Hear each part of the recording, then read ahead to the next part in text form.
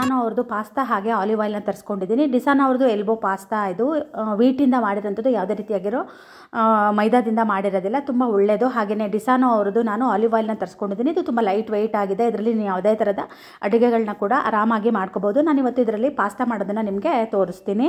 ನಾನಿವತ್ತು ಅಗಾರ ಅವರು ಡೀಪ್ ಅನಡೈಸ್ಡ್ ಕಡಾಯಿನ ತೊಗೊಂಡಿದ್ದೀನಿ. ಇದರಲ್ಲಿ ನಾನು ಪಾಸ್ತಾ ಮಾಡೋದನ್ನು ತೋರಿಸ್ತೀನಿ. ಹಾಗೆಯೇ ಇದಕ್ಕೆ ಗ್ಲಾಸ್ ಲಿಡ್ ಕೂಡ ಇದೆ. ಇದು ಯಾವುದಾದ್ರೂ ನಿಮಗೆ ಬೇಕಾಯಿತು ಅಂದರೆ ಡಿಸ್ಕ್ರಿಪ್ಷನಲ್ಲಿ ನಾನು ಲಿಂಕನ್ನು ಹಾಕಿರ್ತೀನಿ. ನಾನು ಪಾಸ್ತಾನ ಮಾಡ್ತಾ ಇದ್ದೀನಿ. ಇದು ವೀಟ್ದಾಗಿರೋದ್ರಿಂದ ಆರೋಗ್ಯಕ್ಕೆ ತುಂಬ ಒಳ್ಳೆಯದು. ಜೀರಿಗೆ, ಸಾಸಿವೆ, ಈರುಳ್ಳಿ, ಟೊಮೆಟೊ ಹಾಕಿದ್ದೀನಿ. ಹಾಗೆ ಟೊಮೆಟೊ ಕೆಚಪ್ ಕೂಡ ಹಾಕಿದ್ದೀನಿ. ಸ್ವಲ್ಪ ಶುಂಠಿ ಬೆಳ್ಳುಳ್ಳಿ ಪೇಸ್ಟ್ ಹಾಕಿದ್ದೀನಿ. ಪಾಸ್ತಾನ ಬೇಯಿಸಿ ಹಾಕಿದ್ದೀನಿ. ನಿಮಗೆ ಇದು ಯಾವುದ್ರದ್ದಾದ್ರೂ ಲಿಂಕ್ ಬೇಕು ಅಂದರೆ ನಾನು ಡಿಸ್ಕ್ರಿಪ್ಷನಲ್ಲಿ ಹಾಕಿರ್ತೀನಿ, ಖಂಡಿತ ತೊಗೊಳ್ಳಿ. Hello, good morning, welcome back to the channel. ಇದು ದೋಸೆ ಹಿಟ್ಟಿದೆ ಫ್ರಿಜ್ಜಲ್ಲಿ, ಅದನ್ನು ತೆಗೆದು ಪಡ್ಬೇಕು ಅಂತೀನಿ. ನಾನು ಪಡ್ಡಿಗೆ ಅಂತ ಏನು ಬೇರೆ ಥರ ಏನು ನೆನೆಸೋದಿಲ್ಲ. ಪಡ್ಡಿಗೆ ಅಂತಲೇ ನೆನೆಸೋದಿದ್ರೆ ನಾನು ಹೆಚ್ಚಾಗಿ ದೋಸೆ ಹಿಟ್ಟು ಉಳಿದಿರುತ್ತಲ್ವ ಅದರಲ್ಲೇ ಪಡ್ಡು ಮಾಡೋದು ಜಾಸ್ತಿ. ಕೆಲವರು ಕೇಳ್ತಾರೆ ಪಡ್ಡಿ ಹಿಟ್ಟಿಗೆ ಏನು ಹಾಕ್ತೀರಾ ಅಂತ. ಪಡ್ಡಿಗೆ ನೆನೆಸೋದಿದ್ರೆ ನಾನು ಸ್ವಲ್ಪ ಅನ್ನನೂ ಜಾಸ್ತಿ ಹಾಕ್ತೀನಿ, ಆಮೇಲೆ ಕಡಲೆಬೇಳೆ ಜಾಸ್ತಿ ಹಾಕಿ ಪಡ್ಡನ್ನ ಮಾಡ್ತೀನಿ. ಅನ್ನ ಜಾಸ್ತಿ, ಪಡ್ಡು ಗಟ್ಟಿ ಇದ್ರೆ ಚೆನ್ನಾಗಿರಲ್ಲ, ಸ್ವಲ್ಪ ಸಾಫ್ಟ್ ಆಗಿದ್ರೆ ಚೆನ್ನಾಗಿರುತ್ತೆ. ಹಾಗಾಗಿ ಸ್ವಲ್ಪ ಅನ್ನ ಜಾಸ್ತಿ ಹಾಕ್ತೀನಿ. ನಾನು ಪಡ್ಡಿಗೆ ಅಂತ ನೆನೆಸೋದು ತುಂಬ ಕಮ್ಮಿನೇ. ಮಕ್ಕಳಿದ್ದ ಮಾಡ್ತಿದ್ದೆ, ಇವಾಗ ದೋಸೆ ಹಿಟ್ಟು ಉಳಿದಿರುತ್ತಲ್ವ ಅದನ್ನೇ ಪಡ್ಡು ಹೊಯ್ಕೊಂಡು ತಿನ್ನೋದಾಗುತ್ತೆ. ಮತ್ತೇನೋ ಹೇಳಬೇಕು ಅಂದ್ಕೊಂಡು ಕರೆಂಟ್ ಹೋಗೇ ಬಿಡ್ತು. ಸ್ವಲ್ಪ ಚಟ್ನಿ ಮಾಡ್ಕೊಳ್ಳೋಣ. ಅಮ್ಮ ನನಗೆ ಬೇರೆ ಏನಾದ್ರು ಪಡ್ಡಿಗೆ ಮಾಡ್ಕೊಳ್ಳೋಣ ಅನ್ನಿಸ್ತು. ಬೇರೆ ಏನೂ ಚೆನ್ನಾಗೂ ಆಗೋದಿಲ್ಲ. ಯಾಕಂದರೆ ಪಡ್ಡಿಗೆ ಗಟ್ಟಿ ಚಟ್ನಿಗಿಂತ ನೀರು ಚಟ್ನಿ ಪಡ್ಡು ಸೂಪರಾಗಿರುತ್ತೆ. ನಮ್ಮಮ್ಮ ಬದನೆಕಾಯ್ದು ಸಾಸಿವೆ ಮಾಡ್ತಾರೆ. ಬದನೆಕಾಯಿನ ಸುಟ್ಟು ಆಮೇಲೆ ಅದಕ್ಕೆ ಕಾಯಿ, ಸಾಸಿವೆ, ಆಮೇಲೆ ಇದು ಹಸಿಮೆಣಸು ಹಾಕಿ ರುಬ್ಬಿ ಬದನೆಕಾಯಿಗೆ ಹಾಕಿ ಹಸಿ ಈರುಳ್ಳಿ ಹಾಕಿ ಇದನ್ನ ಹಾಕ್ತಾರೆ, ಮೊಸರು ಹಾಕಿ ಮಾಡ್ತಾರೆ. ಅವ್ರಿಗೆ ಅದು ಇಷ್ಟ ಆಗುತ್ತಂತೆ, ನನಗೆ ಅದು ಇಷ್ಟ ಆಗಲ್ಲ. ನಾನು ಒಂದ್ಸಲ ಊರಿಗೆ ಹೋದಾಗ ಮಾಡಿದ್ರು, ನಾನು ಅದನ್ನ ತಿಂದಿರಲಿಲ್ಲ. ಹಾಗಾಗಿ ನಂಗೆ ಅದು ಬೇಡ ಅನಿಸ್ತು. ಕಾಯಿ ಚಟ್ನಿನೇ ಮಾಡ್ತೀನಿ. ಆದರೆ ಕರೆಂಟ್ ಹೋಗಿದೆ. ಕರೆಂಟ್ ಬಂದರೆ ಚಟ್ನಿ, ಇಲ್ಲಾಂದರೆ ಗೊತ್ತಿಲ್ಲ ಏನು ಅಂತ. ಇಲ್ಲಾಂದರೆ ಉಪ್ಪಿಟ್ಟು ಮಾಡ್ಕೊಬಿಡ್ತೀನಿ. ಬೆಸ್ಟ್ ಐಡಿಯಾ ಅಂತೇನೆ. ಮಿಕ್ಸ್ಚರ್ ಕೂಡ ಒಂದು ಸ್ವಲ್ಪ ಇದೆ. ಕರೆಂಟ್ ಬಂದರೆ ಅದೇ ಹಾಗೆ ಮಾಡ್ತೀನಿ. ಕರೆಂಟ್ ಬರೋ ತನಕ ಚಟ್ನಿ ರುಬ್ಬೋ ತನಕ ನಾನು ಪಡ್ಡಿಗೇನು ಏನು ಹೆಚ್ಕೊಳ್ಳೋದಿಲ್ಲ. ಕೆಲಸ ಇವತ್ತು ಏನೂ ಇಲ್ಲ. ಕೆಲಸನೂ ಬೇಗ ಮಲ್ಗೋಣ ಅಂತ ಅಂದ್ಕೊಂಡಿದ್ದೆ ಇವತ್ತು. ಆಮೇಲೆ ಅವರೇ ಎಪ್ಸಿದ್ರು, ಟೀ ಮಾಡ್ಕೊಡೋದು. ಅವರೆಲ್ಲ ಕೆಲಸ ಆದಮೇಲೆ ಸ್ನಾನಕ್ಕೆ ಹೊರಟಿದ್ರು.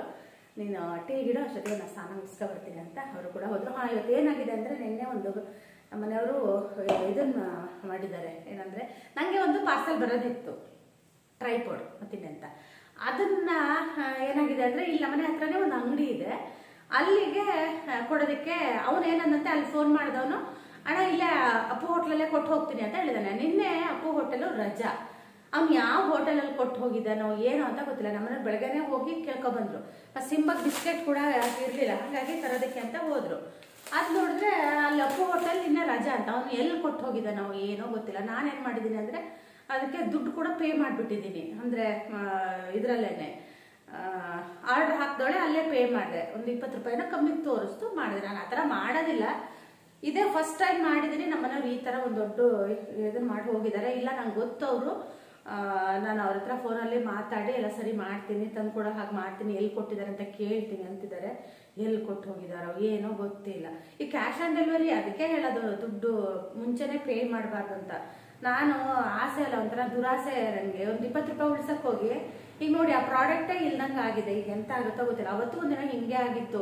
ಡ್ರೆಸ್ಸು ಚಿನ್ನಿ ಆರ್ಡ್ರ್ ಹಾಕೋತ ಇದ್ಲು ಸಲ ಬಂದಾಗ ನಾನು ಹಾಕಿದ್ದೀನಿ. ಅವರು ನಾನು ಮಲಗಿದ್ದೀನಿ. ಶ್ರೇಯು 1-2 ಸಲ ಫೋನ್ ಬಂದಿದೆ. ಶ್ರೇಯು ಇದ್ದಾವಾಗ ಶ್ರೇಯು ಏನು ಮಾಡಿದ್ದಾನೆ, ಫೋನನ್ನ ರಿಸೀವೇ ಮಾಡಿಲ್ಲ. ಅವ್ರು ನಾನು ಚಿನ್ನಿ ಮಲಗಿದ್ದೀವಿ, ನಾನು ಯಾವತ್ತು ಮಲಗಿದ್ದೆ ಅವತ್ತು ಮಲಗಿದ್ದೀನಿ ಮಾಡಿ ನಿಮ್ದು ಇದನ್ನ ಹೇಳಿ, ಆರ್ಡ್ರದ್ದೇನೋ ಒಂದು ID ಬರುತ್ತಲ್ವ ಅದನ್ನ ಹೇಳಿ. ಅದನ್ನ ನಾನು ಮಂಗನಂಗೆ ಹೇಳಿ ಕುತ್ಕೊಂಡಿದ್ದೀನಿ. ಅದು ನೋಡಿದ್ರೆ ಡೆಲಿವರಿ ಆಗಿದೆ ಅಂತ ತೋರಿಸ್ತಾ ಇದೆ. ಆಮೇಲೆ ನಾವು ಕಸ್ಟಮರ್ ಕೇರಿಗೆಲ್ಲ ಫೋನ್ ಮಾಡಿ ಅವ್ರು ಅದಾದ್ಮೇಲೆ 3 ದಿನ ತಗೊಬಂದ್ರು. ನನಗೆ ಒಂದು ಸಿಟ್ಟು ಬಂದಿತ್ತಂದ್ರೆ ನಾನೇನು ಮಾಡಿದೆ, ಕಸ್ಟಮರ್ ಕೇರಿಗೆ ಫೋನ್ ಮಾಡಿ, ಮೀಶೋದಲ್ಲಿ ಫೋನ್ ಮಾಡಿ ನನಗೆ ಹಿಂಗೆ 3 ದಿನದಿಂದ ಸತಾಯಿಸ್ತಾ ಇದ್ದಾರೆ, ನಂದು ಇದೇ ಬಂದಿಲ್ಲ ಅಂತ ಪದೇ ಫೋನ್ ಮಾಡಿದೆ. ಅವ್ರಿಗೆ ಆಮೇಲೆ 100 ರೂಪಾಯಿ ಫೈನ್ ಹಾಕಿದ್ರಂತೆ. ಆಮೇಲೆ ಮೇಡಮ್ ಹಿಂಗೆ ಮಾಡಿಬಿಟ್ಟಿದ್ದೀರ ಅಂದ್ರೆ ಹೌದು, ಮತ್ತೆ ನಾನು ಎಷ್ಟು ಟೆನ್ಷನ್ ಮಾಡ್ಕೊಂಡಿದ್ದೀನಿ. ನನ್ನ ದುಡ್ಡು ಹೋಗ್ತಿರ್ಲಿಲ್ವಾ, 400 ರೂಪಾಯಿ 500 ರೂಪಾಯಿ. ಅದಕ್ಕೆ ಬುದ್ಧಿ ಕಲಿಸ್ಬೇಕು ಅಂತಾನೆ ಹಂಗೆ ಮಾಡಿದೆ. ನಮ್ಮನೆಯವರು ಬೈದ್ರು, ಅವ್ರಿಗೆ ಉಳಿಯೋದೇ ಅಷ್ಟೇ ಇಷ್ಟು. ನನಗೆ ಅದಾದ್ರೂ ಎದುರು ಹಾಕೊಂಡ್ರೆ ಮತ್ತೆ ಏನೂ ಇಲ್ಲ.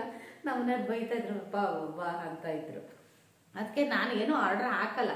ಈಗ ನಂಗೆ ಟ್ರೈಪಾಡ್ ಬೇಕೇ ಬೇಕಲ್ವಾ, ಹಂಗಾಗಿ ಮುರಿದೋಗಿರೋ ಟ್ರೈಪಾಡ್ನ ಹೆಂಗೆಂಗೋ ಸರಿ ಮಾಡ್ಕೊಂಡು ವಿಡಿಯೋನ ಮಾಡ್ತಾ ಇದ್ದೀನಿ. ಹೌದು, ಮತ್ತೆ ತಂದು ಕೊಡ್ಬೇಕಲ್ವ. ಈಗ ಅಲ್ಲಿ ನನಗೆ ಇದು ರಿಟರ್ನ್ ಹಾಕೋದಿದ್ರೆ ಆಮೇಲೆ ಚಿನ್ನಿ ಅದನ್ನ ರಿಟರ್ನ್ ಹಾಕಿ ರೀಫಂಡ್ ಕೂಡ ಕ್ಲೀನಾಗಿ ಮಾಡಿ ಕೊಟ್ಟರು. ನಾನು ಅದಕ್ಕೆ ಏನೂ ತರಿಸೋದಿಲ್ಲ. ಟ್ರೈಪೋಡ್ ಇಂಥವೇನಾದರೂ ತುಂಬ ಎಮರ್ಜೆನ್ಸಿ ಇರೋಂಥದ್ದನ್ನು ಮಾತ್ರ, ಯಾಕಂದರೆ ಟ್ರೈಪೋಡ್ಗಳೆಲ್ಲ ಸಿಗೋದಿಲ್ಲಲ್ಲ, ನಾನು ಆನ್ಲೈನಲ್ಲೇ ತರಿಸ್ಬೇಕಾಗತ್ತೆ. ಪರಿಸ್ಥಿತಿ ಹಿಂಗಾಗಿದೆ. ನೋಡೋಣ ಪಾರ್ಸಲ್ ಸಿಗುತ್ತೋ ಇಲ್ವೋ ನೋಡೋಣ. ಸಿಂಬಲ್ ಬಿಸ್ಕೆಟ್ ಹಾಕ್ತೀನಿ. ನಾನು ಸಿಂಬಾ ಹೊರಗಡೆ ಬಿಡ್ಲಿ ಅಂತ ಕಾಯ್ತಾ ಕೂತ್ಕೊಂಡಿದ್ದಾನೆ, ಬಿಟ್ಟಿಲ್ಲ ನಾನು. ಪಾತ್ರೆನೂ ಎಲ್ಲ ಒರೆಸಿ ಎಲ್ಲ ತೆಗೆದಿಟ್ಟು ಆಯ್ತು, ನಾನು ಸ್ವಲ್ಪ ಮಾತ್ರ ಇಟ್ಟ ಕರೆಂಟ್ ಬಂದಮೇಲೆ ಚಟ್ನಿಗೆ ಏನು ಅಂತ ರೆಡಿ ಮಾಡ್ಕೊಂಡು ಆಮೇಲೆ ಪಡ್ಡಿಗೆ ರೆಡಿ ಮಾಡ್ಕೊತೀನಿ.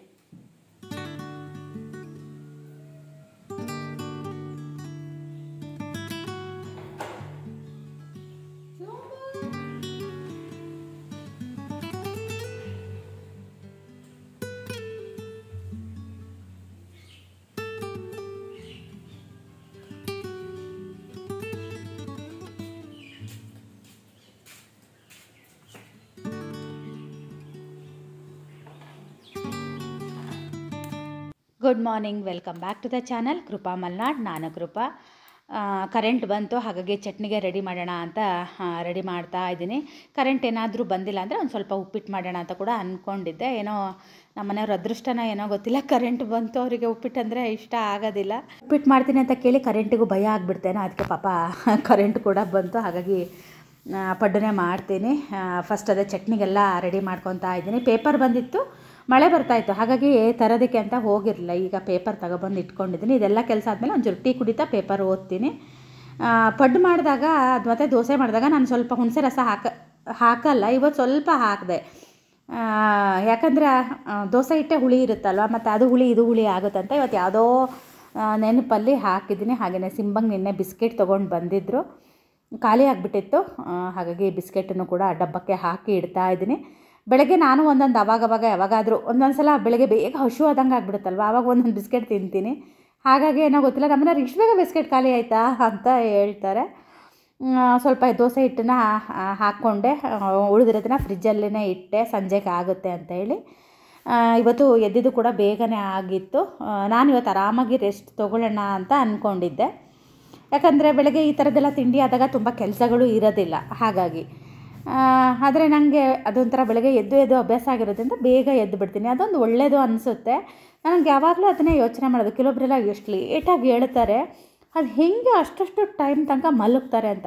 10 ಗಂಟೆ 11 ಗಂಟೆ, ಸಂಡೇ ಅಂದರೆ ಅವರಿಗೆ ರಜಾ, ಅದು ಹೆಂಗೋ ಏನೋ ನಂಗೆ ಗೊತ್ತಿಲ್ಲ. ನಂಗೆ ಮಾತ್ರ ಆ ಥರ ಯಾವತ್ತೂ ಆಗೋದಿಲ್ಲ. ಆಮೇಲೆ ಈಗ ಮನೇಲಿ ಗಂಡಸರು ಹಂಗಿದ್ದರೆ ನಮಗೂ ಆ ಥರ ಸೋಮಾರಿತನ ಬರುತ್ತೆ. ನಮ್ಮ ಮನೆಯವ್ರು ನನಗಿಂತ ಮುಂಚೆ ಹೇಳೋದು. ನಾನು 6 ಗಂಟೆಗೆ ಎದ್ದರೆ ಅವ್ರು 5:15 5:15 ಎದ್ದು ಬಿಡ್ತಾರೆ. ಅವ್ರ ದಿನಾನೂ ಅಷ್ಟೇ, ಅವ್ರಿಗೆ ಅದು ಅಭ್ಯಾಸ ಆಗಿಬಿಟ್ಟಿದೆ. ನಾವೆಲ್ಲರೂ ಹೊರಗಡೆ ಹೋದರೂ ಕೂಡ ನಾನು ಮಲಗಿದ್ರೂ ಅವ್ರು ಎದ್ದು ಒಂದು ಸಲ ಪೇಪರ್ ಓದಿ ಟೀ ಕುಡಿದು ಇಲ್ಲ ತಿಂಡಿ ತಿಂದು ಕೂಡ ಬರೋದು ಉಂಟು. ಅವರು ತುಂಬ ವರ್ಷಗಳಿಂದ ಅವ್ರಿಗೆ ಅದೊಂದು ಅಭ್ಯಾಸ ಆಗಿರೋದ್ರಿಂದ ಅವ್ರು ಬೆಳಗ್ಗೆ ಬೇಗನೆ ಹೇಳ್ತಾರೆ. ರಾತ್ರಿ ಕೂಡ ನಾವು ತುಂಬ ಬೇಗನೆ ಮಲಗಿಬಿಡ್ತೀವಿ. ಹಾಗಾಗಿ ನಮಗೆ ನಿದ್ದೆ ಸಾಕಾಗುತ್ತೆ. ನನಗೂ ಒಂದೊಂದು ಸಲ ಅನಿಸುತ್ತೆ, ಅಯ್ಯೋ ದೇವ್ರೆ, ನನಗೂ ಆ ಥರ ಗಂಡ ಸಿಗಬೇಕಾಗಿತ್ತು, ಲೇಟಾಗಿ ಎದ್ದು ಮಾಡೋಂಥದ್ದು. ಆದರೆ ಒಂದೊಂದು ದಿನ ನಾನು 6:15 ಹಿಂಗೆಲ್ಲಾದರೂ ಎದ್ದರೆ ನನ್ನ ಕೆಲಸನೇ ಮುಗಿಯೋದಿಲ್ಲ. ಬೇಗ ಹೇಳೋದ್ರಿಂದ ಒಂದು ಅಡ್ವಾಂಟೇಜ್ ಏನಂದರೆ ನನ್ನ ಕೆಲಸಗಳೆಲ್ಲ ಬೇಗ ಮುಗಿಯುತ್ತೆ. ಮತ್ತು ಈಗ ನೆಲ ಪಾತ್ರೆ ಬಟ್ಟೆ ಯಾರಾದ್ರು ಕೆಲಸದವ್ರನ್ನ ಯಾರಾದರೂ ಇಟ್ಕೊಂಡ್ರೆ, ಯಾರಾದರೂ ಅಲ್ಲ, ನಾನು ಇಟ್ಕೊಂಡ್ರೆ ನನಗೆ ಆರಾಮಾಗಿ 10 ಗಂಟೆಗೆ ಎದ್ದರೂ ನಡೆಯುತ್ತೆ. ಈಗೇನಾದರೂ ನಾನು 10 ಗಂಟೆಗೆ ಎದ್ದರೆ ನನ್ನ ಕೆಲಸ ಮುಗಿಯೋಷ್ಟೊತ್ತಿಗೆ ರಾತ್ರಿ 10 ಗಂಟೆ ಆಗಿರುತ್ತೆ ಏನೋ. ಒಂದೊಂದು ಸಲ ನನಗೆ ನೆಲ ಒರೆಸಿ ಕೊಡ್ತಾರೆ ಅವರು, ಒಂದು ಸಲ ಒರೆಸಿ ಕೊಡ್ತಾರೆ, ಆಮೇಲೆ ನಾನು ಒಂದು ಸಲ ಯಾವಾಗಲೂ ಒರೆಸ್ಕೊತೀನಿ. ಬೈತಾರೆ ಅವರು, ನಾವು ಒರೆಸಿದ್ಮೇಲೂ ನೀವು ಒರೆಸ್ಕೊತೀಯ, ಮತ್ತು ನಾವು ಒರೆಸಿದ್ದಕ್ಕೇನು ಬೆಲೆ ಇದೆ ಅಂತ. ಏನೋ ನಂಗೆ ಅದೊಂಥರ ಸಮಾಧಾನ ಅಂತ ಅನಿಸೋದಿಲ್ಲ. ನಂಗೆ ಯಾವುದೇ ಕೆಲಸ ಆದರೂ ಅಷ್ಟೇ, ನಾನು ಕೈ ಮುಟ್ಟಿ ಮಾಡಿದ್ರೆ ಮಾತ್ರ ನನಗೆ ಅದು ಇಷ್ಟ ಆಗುತ್ತೆ. ಅದು ಎಲ್ಲ ಹೆಣ್ಮಕ್ಳಿಗೂ ಹಾಗೋ ಏನೋ ಗೊತ್ತಿಲ್ಲ. ನಮ್ಮ ಚಿನ್ನಿ ನಂಗೆ ಯಾವಾಗಲೂ ಅಂತಿರ್ತಾಳೆ, ನಿಂಗೆ ಓ ಸಿ ಡಿ ಅಂತ ಹೇಳಿ ಅಂತಿರ್ತಾಳೆ. ಏನೋ ನಂಗೆ ಅದೊಂದು ಅಭ್ಯಾಸ. ಮತ್ತು ನಂಗೆ ಯಾರಾದರೂ ಪಾತ್ರೆ ತೊಳೆದ್ರೂ ಅಷ್ಟೇ, ಕ್ಲೀನ್ ಆಗಿದೆಯೋ ಇಲ್ವೋ, ಆಮೇಲೆ ಆ ಸಿಂಕನ್ನ ಕ್ಲೀನ್ ಮಾಡಲ್ಲ, ಆವಾಗ ನನಗೆ ಸಿಟ್ಟು ಬರುತ್ತೆ. ಆ ಪಾತ್ರೆ ತೊಳೆದಿರೋ ಖುಷಿ ಸಿಗಲ್ಲ ನನಗೆ, ಆ ಸಿಂಕ್ ಗಲೀಜು ಮಾಡಿದ್ದಾರೆ ಅನ್ನೋ ಸಿಟ್ಟು ಬರುತ್ತೆ ನನಗೆ. ಅವರೋ ಮೊನ್ನೆ ಕೇಳಿದರು, ನೀವು ಹಾಕೋ ರಂಗೋಲಿ ತೋರಿಸಿ ಅಂತ. ನಾನು ಅದನ್ನೇ ತೋರಿಸ್ತಾ ಇದ್ದೀನಿ. ಯಾವಾಗಾದ್ರೂ ನಂಗೆ ನೆನಪಾದಾಗ. ಕಮಲದ ಹೂವಂತೂ ದಿನಾ ಒಂದೊಂದು ಹೂ ಬಿಡ್ತಾ ಇದೆ. ಸೌತೆ ಬಳ್ಳಿಲಿ ಹೂವು ಆಗ್ತಾ ಇದೆ, ಆದರೆ ಹಾಗೆ ಉದುರಿ ಉದುರಿ ಹೋಗ್ತಾ ಇದೆ.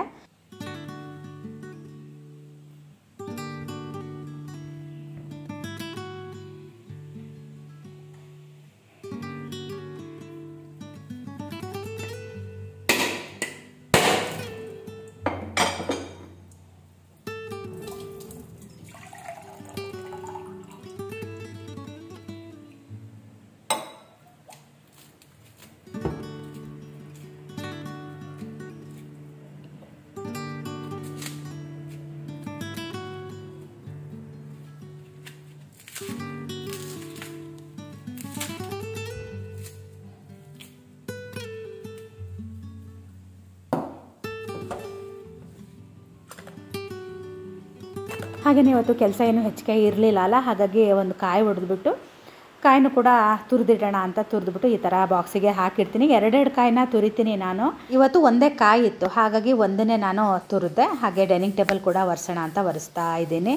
ತಿಂಡಿ ತಿಂದಮೇಲೆ ಒರೆಸೋದು ಯಾವಾಗ್ಲೂ. ಇವತ್ತು ಏನು ಕೆಲಸ ಇರಲಿಲ್ಲಲ್ಲ, ಕೆಲಸ ಬೇಗನೆ ಆಗಿಬಿಡುತ್ತೆ ಅಂತೇಳಿ ಡೈನಿಂಗ್ ಟೇಬಲ್ನ ಈಗ ಒರೆಸ್ತಾ ಇದ್ದೀನಿ.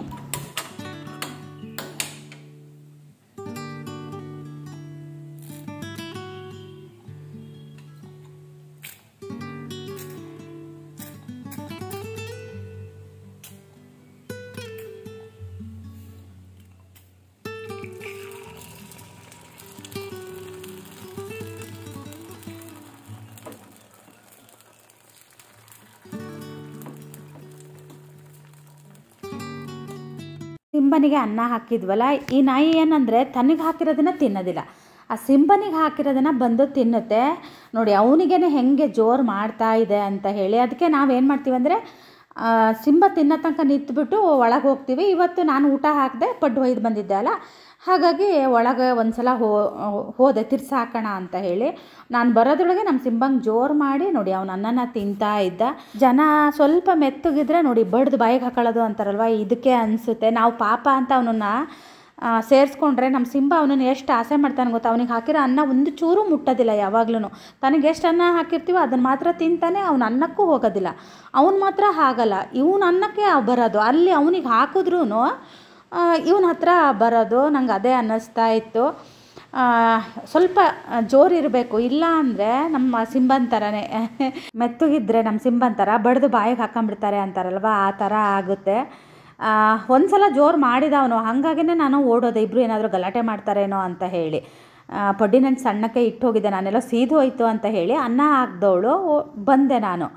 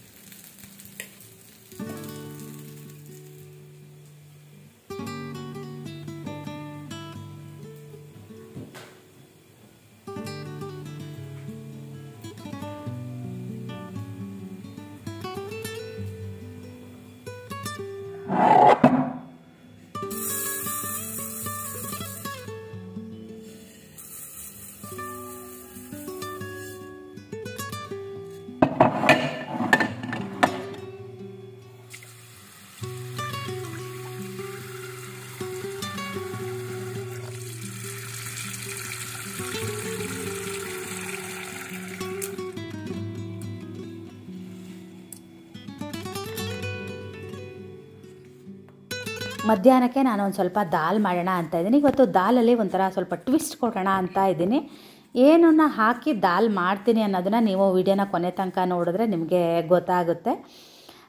ದಾಲ್ಗೆ ನಾನು ಅಷ್ಟು ಚೆನ್ನಾಗಿ ಮಾಡೋಕ್ಕೆ ಬರೋಲ್ಲ, ನಮ್ಮ ಮನೆಯವ್ರು ತುಂಬ ಚೆನ್ನಾಗಿ ಮಾಡ್ತಾರೆ.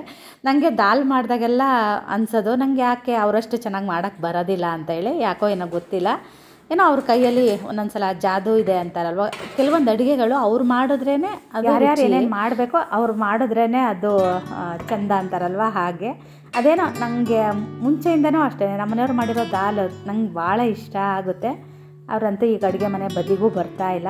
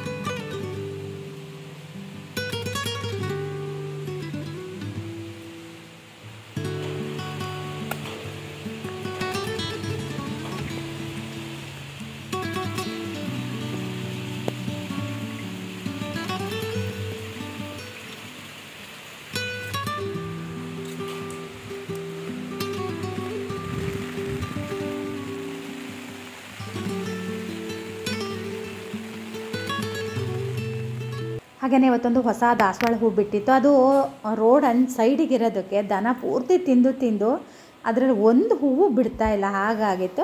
ಇವತ್ತು ಬಿಟ್ಟಿತ್ತಲ್ವ, ಬೆಳಗ್ಗೆ ನನಗೆ ಅದು ನೋಡಿ ಖುಷಿ ಅನ್ನಿಸ್ತು. ನಿಮಗೆ ತೋರಿಸಿರಲಿಲ್ಲ, ಹಾಗಾಗಿ ಈಗ ನಿಮಗೆ ತೋರಿಸ್ತಾ ಇದ್ದೀನಿ. ನಾನು ಪೇಪರ್ ತೆಗಿಯೋಕ್ಕೆ ಹೋದಾಗೆ ನೋಡ್ಕೊಂಡು ಬಂದಿದ್ದೆ, ಆದರೆ ಆ ಹೂವು 2 ದಿನ ಇರುತ್ತೆ ಮತ್ತು ತುಂಬ ಬಿಡುತ್ತೆ ಆ ಹೂವು. ಏನು ಮಾಡೋದು, ದನಗಳು ಬಿಡ್ತಾ ಇಲ್ಲ. ಹಾಗೆಯೇ ಇವತ್ತು ನಾನು ದಾಲ್ ಮಾಡ್ತೀನಿ ಅಂದೆ ಅಲ್ಲ, ನಮ್ಮ ಮನೆಯವ್ರು ನೋಡಿದ್ರೆ ನಗ್ತಾರೆ ಅನಿಸುತ್ತೆ. ಹಲಸಿನ ಬೀಜ ಹಾಕಿ ದಾಲ್ ಮಾಡ್ತಾಯಿದ್ದೀನಿ. ಹಲಸಿನ ಹಣ್ಣು ತಂದಿದ್ರು ಅವರು ಇವತ್ತಲ್ಲ ಊರಿಂದ ತಂದಿದ್ರು. ಹಾಗೆ ನಮ್ಮನೆ ಎದುರುಗಡೆ ಮನೆಯವರು ಕೊಟ್ಟಿದ್ರು ಅಂದೆಲ್ಲ, ಅದರ ಬೀಜ ಎಲ್ಲ ತೆಗೆದು ಇಟ್ಟಿದ್ದೆ. ಮಜ್ಜಿಗೆ ಸಾರಂತೂ ಮಾಡೋಕ್ಕಾಗಲೇ ಇಲ್ಲ, ಹಾಗಾಗಿ ಇವತ್ತು ದಾಲ್ಗೆ ಹಾಕೋಣ ನೋಡೋಣ ಅಂತ ಹೇಳಿ ಹಾಕಿದ್ದೀನಿ. ಕೆಲವೊಂದು ಸಲ ದಾಲ್ಗೆ ಆಲೂಗಡ್ಡೆ ಕೂಡ ಹಾಕ್ತಾರೆ, ಆಮೇಲೆ ಇದ್ರದ್ದು ಪಾಲಕ್ ಸೊಪ್ಪು ಹಾಕಿ ಕೂಡ ಪಪ್ಪು ಮಾಡ್ತಾರಲ್ವ. ಯಾಕೆ ನಾನು ಸ್ವಲ್ಪ ಬದಲಾವಣೆ ಮಾಡಬಾರ್ದು ಅಂತ ಹೇಳಿ ನಾನು ಹಲಸಿನ ಬೀಜ ಹಾಕಿದೆ. ತುಂಬ ಚೆನ್ನಾಗಾಗಿತ್ತು ಕೂಡ. ಅದೇನು ಗೊತ್ತಾ, ಯಾವುದೇ ತರಕಾರಿ ಆದರೂ ಅಷ್ಟೇ, ನಿಮಗೆ ಯಾವ ತರಕಾರಿ ಇಷ್ಟ ಆಗುತ್ತೋ ಅದರಲ್ಲಿ ಏನು ಮಾಡಿದ್ರೂ ಇಷ್ಟ ಆಗುತ್ತೆ. ನನಗೆ ಹಲಸಿನ ಬೀಜ ಇಷ್ಟ, ಹಾಗಾಗಿ ನನಗೆ ತುಂಬ ಇಷ್ಟ ಆಯಿತು. ಬೇಳೆ ಜೊತೆಗೇ ನಾನು ಟೊಮೆಟೊ ಹಾಗೆ ಹಲಸಿನ ಬೀಜನ ಹಾಕಿ ಬೇಯಿಸಿದ್ದೀನಿ. ಹಾಗೆಯೇ ಅದ್ರ ಜೊತೆಗೆ ಸ್ವಲ್ಪ ಆಲೂ ಫ್ರೈ ಮಾಡ್ಕೊಳ್ಳೋಣ ಅಂತ ಮಾಡ್ತಾಯಿದ್ದೀನಿ. ಇದ್ರ ಜೊತೆ ಬೆಂಡೆಕಾಯಿ ಹಾಕೋದಿಲ್ಲ, ಸ್ವಲ್ಪ 2 ಆಲೂಗಡ್ಡೆನ ಮಾಡ್ತಾಯಿದ್ದೀನಿ. ಉದ್ದುದ್ದ ಹೆಚ್ಚಿದ್ದೀನಿ. ನನಗೆ ಈ ಪ್ಯಾನಲ್ಲಿ ಎಣ್ಣೆ ತಗೊಳ್ಳೋದಿಲ್ಲ ತುಂಬ, ಹಾಗಾಗಿ ಇದರಲ್ಲೇ ಮಾಡ್ತಾಯಿದ್ದೀನಿ. ಸ್ವಲ್ಪ ಸಾಸಿವೆ ಹಾಗೆ ಜೀರಿಗೆ ಹಾಕಿದ್ದೀನಿ, ಸ್ವಲ್ಪ ಕರಿಬೇವು ಹಾಕಿದ್ದೀನಿ. ಕರಿಬೇವೇನು ಹಾಕಬೇಕು ಅಂತ ಇಲ್ಲ, ನನಗೆ ಕರಿಬೇವು ತುಂಬ ಇಷ್ಟ ಆಗುತ್ತೆ, ಹಾಗಾಗಿ ನಾನು ಹಾಕಿದ್ದೀನಿ. ಆನಂತರ ಉದ್ದುದ್ದ ಹೆಚ್ಚಿರೋ ಆಲೂಗಡ್ಡೆನ ಇದಕ್ಕೆ ಮಿಕ್ಸ್ ಮಾಡ್ತಾ ಇದ್ದೀನಿ.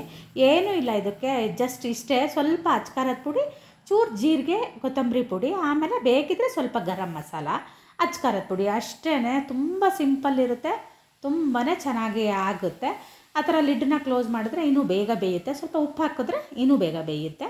ಬೇಕಿದ್ದರೆ ನಿಮಗೆ ಟೊಮೆಟೊ ಹಾಕೊಬೋದು. ನಾನು ಇವತ್ತೇನು ಹಾಕಿಲ್ಲ, ಜಸ್ಟ್ ಹಾಗೇ ಮಾಡ್ತಾಯಿದ್ದೀನಿ. ತುಂಬಾ ಚೆನ್ನಾಗಾಗಿತ್ತು.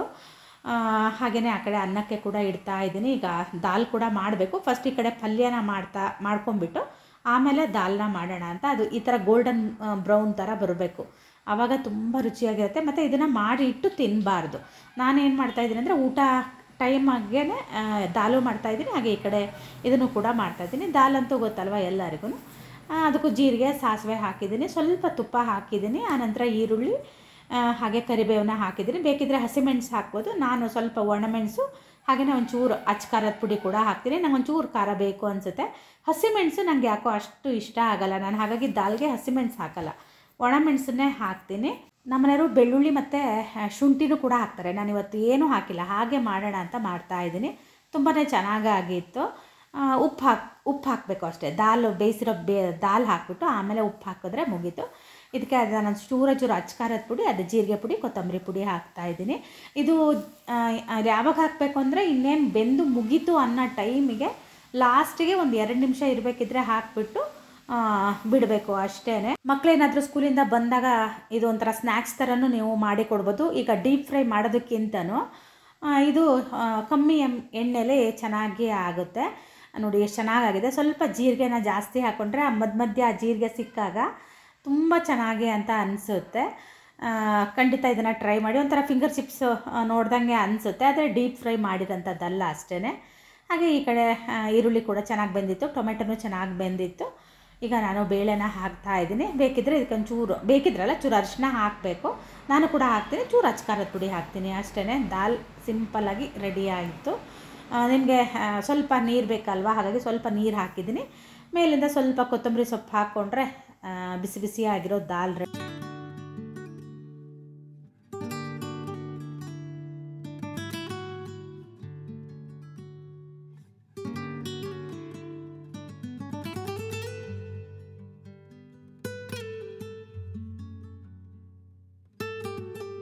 ನಂದು ಅಡುಗೆ ಎಲ್ಲ ಮುಗಿಸಿ ಹೊರಗೆ ಬರೋಷ್ಟೊತ್ತಿಗೆ 1:15 ಆಯಿತು. ನಾನು ಲೇಟಾಗೇ ಅಡುಗೆ ಮಾಡಿದೆ. ಕೆಲಸ ಬೇಗನೆ ಆಗಿತ್ತು. ಸ್ವಲ್ಪ ಕುತ್ಕೊಂಡು ಎಡಿಟಿಂಗ್ ಮಾಡಿಕೊಂಡೆ. ಅಡುಗೆನೂ ಆಯಿತು, ಕಾಯ್ತಾ ಇದ್ದೆ. 1:45 ಆಯಿತು. ಇವಾಗ ಊಟ ಮಾಡ್ತಾಯಿದ್ದೀವಿ. ತುಂಬ ಸಿಂಪಲ್ಲಾಗಿರೋ ಲಂಚ್, ತುಂಬಾ ಚೆನ್ನಾಗಾಗಿತ್ತು. ಖಂಡಿತ ಈ ಥರ ಹಲಸಿನ ಬೀಜ ಇದ್ದರೆ ಟ್ರೈ ಮಾಡಿ. ಈಗ ಹಲಸಿನ ಸೀಸನ್ ಮುಗಿದೋಗಿರುತ್ತೆ, ಬೀಜ ಅಂತೂ ಇರುತ್ತೆ ಕೆಲವೊಬ್ಬರು ಮನೆಯಲ್ಲಿ. ತುಂಬ ಥರದ ರೆಸಿಪಿಗಳನ್ನ ಮಾಡ್ತಾರೆ. ನಾನು ಅವತ್ತೊಂದಿನ ಯಾರ್ಯಾರು ಏನೇನು ಮಾಡ್ತಾರೆ ಅಂತ ಕೇಳಿದಾಗ ಹಾಕಿದ್ರು. ನೋಡಿ ನಾನಿವತ್ತು ದಾಲ್ ಮಾಡಿದ್ದೀನಿ, ನಿಮಗೆ ಬಿಟ್ಟಿದ್ದು. ನನಗೆ ಹೆಂಗೆ ಗೊತ್ತಾ, ಅದನ್ನು ಬರೀ ಉಪ್ಪು ಹಾಕ್ಕೊಂಡು ಬೇಯಿಸ್ಕೊಂಡು ತಿನ್ನೋಕೆ ಕೂಡ ಚೆನ್ನಾಗಾಗುತ್ತೆ. ನಾನು ಒಂದೊಂದ್ಸಲ ಹಾಗೂ ಮಾಡ್ತೀನಿ. ಹಾಗೆಯೇ ಇವತ್ತಿನ ವ್ಲಾಗ್ನ ಕೂಡ ನಾನು ಇಲ್ಲಿಗೆ ಮುಗಿಸ್ತೀನಿ. ಐ ಹೋಪ್ ನಿಮಗೆಲ್ಲ ಈ ವಿಡಿಯೋ ಇಷ್ಟ ಆಗಿರುತ್ತೆ ಅಂತ ಭಾವಿಸ್ತೀನಿ. ಹಾಗೆಯೇ ನಾಳೆ ಒಂದು ಇಂಟ್ರೆಸ್ಟಿಂಗ್ ಆಗಿರೋ ವಿಡಿಯೋ ಜೊತೆ ಬರ್ತೀನಿ. ಅಲ್ಲಿ ತನಕ ಬಾಯ್.